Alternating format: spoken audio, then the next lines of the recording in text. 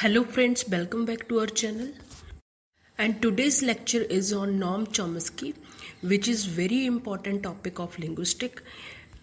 A number of questions can be seen in different exams on Noam Chomsky. So let's start. Chomsky was born on 7 December 1928. He is an American linguistic, philosopher, cognitive scientist, historian, social critic, and political activist. And he was sometimes called the father of modern linguistics. So Chomsky was a nativist. So nativist क्या होते हैं कि जो ये मानते हैं कि जो लैंग्वेज है वो इनेट एबिलिटी है चिल्ड्रन की to organize laws of language. So क्या है कि नेटिविस्ट मानते हैं कि चिल्ड्रन में एक पहले से ही एक इनेट एबिलिटी होती है जिसके थ्रू वो लैंग्वेज सीखते हैं, उसे ऑर्गेनाइज करते हैं, उसके लॉज को ऑर्गेनाइज करते हैं. सो ये जो नेटिविस्ट हैं वो ये नहीं मानते कि लैंग्वेज है वो एनवायरनमेंट से सीखी जाती है या फिर जो है वो इमिटेशन के थ्रू सीखी जाती है, जैसे बिहेवियरिस्ट है. तो इससे बिल्कुल उल्ट थे.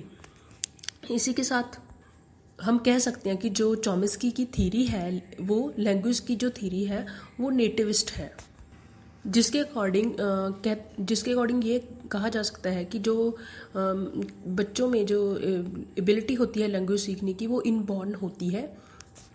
सो Noam Chomsky believes that we are born with the predisposition to learn language. The essence of his theories of language acquisition states that human beings are pre-wired to learn language and in fact are born with the basic rules of language intact. तो उनके according ये है कि अगर बच्चे सीखते हैं, language सीखते हैं सिर्फ कंडीशनिंग के थ्रू, जैसे बिहेवियरिस्ट कहते हैं, और इमिटेशन के थ्रू, या हम कह सकते हैं कि बच्चे नकल के थ्रू सीखते हैं, तो उन्होंने कहा था कि अगर ये इनसे सीखा जाता है तो वो ऐसे वर्ड, ऐसी सेंटेंसेस क्यों बोलते हैं जो पहले हमने कभी सुने नहीं. तो अगर तो हम इमिटेशन के थ्रू सीखें तो हमें सिर्फ वही सेंटेंसेस बोलने चाहिए जो हमने सुने हैं. लेकिन लोग है क्या है कि बहुत से ऐसे सेंटेंस बोलते हैं जो पहले कभी किसी ने सुने ही ना हो. तो वो क्रिएटिव एस्पेक्ट है लैंग्वेज का, वो यहीं से आता है. The basis to Chomsky's linguistic theory is rooted in biolinguistics, holding that the principles underlying the structure of language are biologically determined in the human mind and hence genetically transmitted. He therefore argues that all human shares an underlying linguistic structure, irrespective of socio-cultural differences in adopting this position. Chomsky rejects the radical behaviorist psychology of B.F. Skinner, which views the mind as a tabula rasa and thus treats language as learned behavior. So क्या है, तो उन्होंने language को biology से जोड़ा था कि जैसे बायोलॉजिकल कुछ इंस्टिंक्ट्स होते हैं हमारे, तो वैसे ही लैंग्वेज भी उनमें से एक है. तो ये उन्होंने यूनिवर्सली कहा था कि ये जो माइंड में होता है, जो रूल्स होते हैं, ये माइंड में जो लैंग्वेज सीखने की एबिलिटी होती है ये यूनिवर्सल है, ये सभी में होती है.